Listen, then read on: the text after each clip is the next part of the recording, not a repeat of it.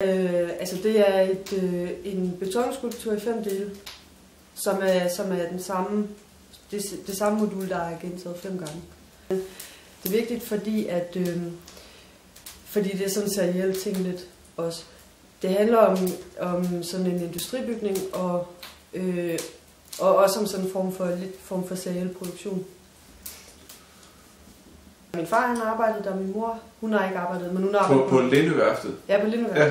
Da det var altså skibsværft. Og så har vi bare snakket om Lindø og hvordan meget produktion den rykker udenlands, og hvad krisen har af konsekvenser. Og så efter at være gået i gang med at arbejde med den, så lukkede Lindø for skibsproduktion. Altså monetaristisk, det forstår jeg som en økonomisk teori af en økonom, der hedder Milton Friedman, at i den monetaristiske orden, så kontrollerer man pengemængden, og frem for at styre økonomien med finanspolitiske virkemidler. Hvis jeg ville prøve at lave et pseudomonument for måske en økonomisk periode. Altså fordi nu har jeg også hørt rigtig meget om arbejderklassen, og fordi mine forældre har fortalt mig rigtig meget. De har både, altså min far har arbejdet på B&W, min far og mor har arbejdet på Svendborg Skibsværft, og så har min far arbejdet på Lindeværftet. Og altså så har de jo snakket meget om den her arbejderkultur. Så kan jeg bare se, at når for eksempel når meget produktion bliver rykket udenlands, så kan jeg se, så sker der et eller andet tomrum eller sådan. Så derfor var det også lidt sjovt med den der monument.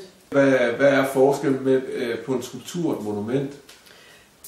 Altså, som jeg forstår det, så er et monument, det markerer en eller anden begivenhed, eller noget, som folk skal huske, eller en person, eller altså for at man kan huske at se og mødes der også, hvis man vil huske sammen noget, eller mindes, eller sådan nogle ting. Altså, den jeg har lavet, det er jo ikke et monument heller. Det ligner det jo, eller også fordi det hedder det også, men det er jo en skulptur. Ja. Så altså at lave et monument, jeg tænker, det er en eddermame med en stor ting, og hvem skulle man lave det for, og det tror jeg, det vil det komme meget an på.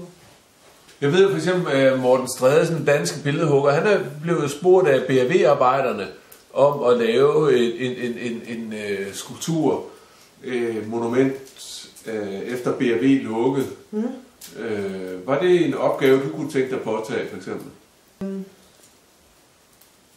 Jeg ved det ikke, jeg tror, jeg skulle tænke rigtig meget over det, fordi at lukning af B&W, det er jo en ting, for eksempel, og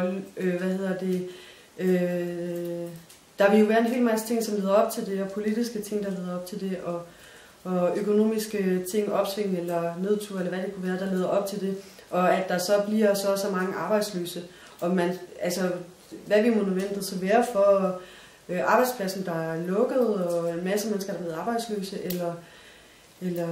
eller for at selve B&W skulle huskes, eller det vil være en kompleks situation.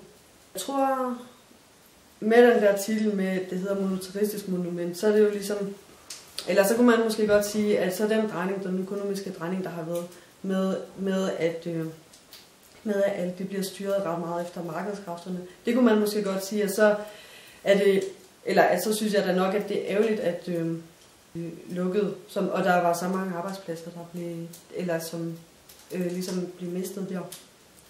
Det er jo en ærgerlig ting.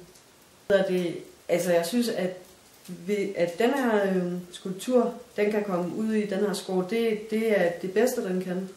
Og det er det mest ideelle, den overhovedet kan, fordi det passer meget godt.